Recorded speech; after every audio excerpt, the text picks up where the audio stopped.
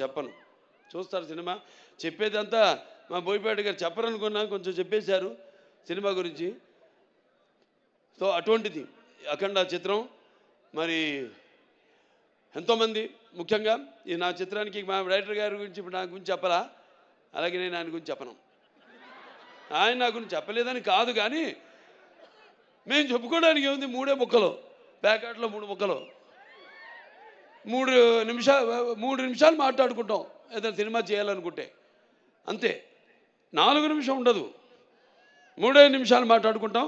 Yes we are going head అనుకుంటాం, వెళ్ళిపోతాం, ఇక దిగిపోతాం ఆ రంగంలోకి, ఆ మహాయజ్ఞంలోకి అంటా నేను. ఎందుకంటే మేము చేసేవన్నీ యాక్టింగ్ అంటే, నటన అంటే, అభినయం అంటే ఏదో నవ్వడమో అరవడమో ఒకళ్ళ కళ్ళల్లో నీళ్లు తెప్పించడమో కాదు. ఆయనకు తెలుసు, నాకు తెలుసు యాక్టింగ్ అంటే ఏంటో, మా వాళ్ళందరూ తెలుసు. ఎందుకంటే మేమంతా కలిసి పనిచేస్తాం కాబట్టి. యాక్టింగ్ అంటే ఇంకో ఆత్మలోకి ప్రవేశిస్తున్నాం మనం.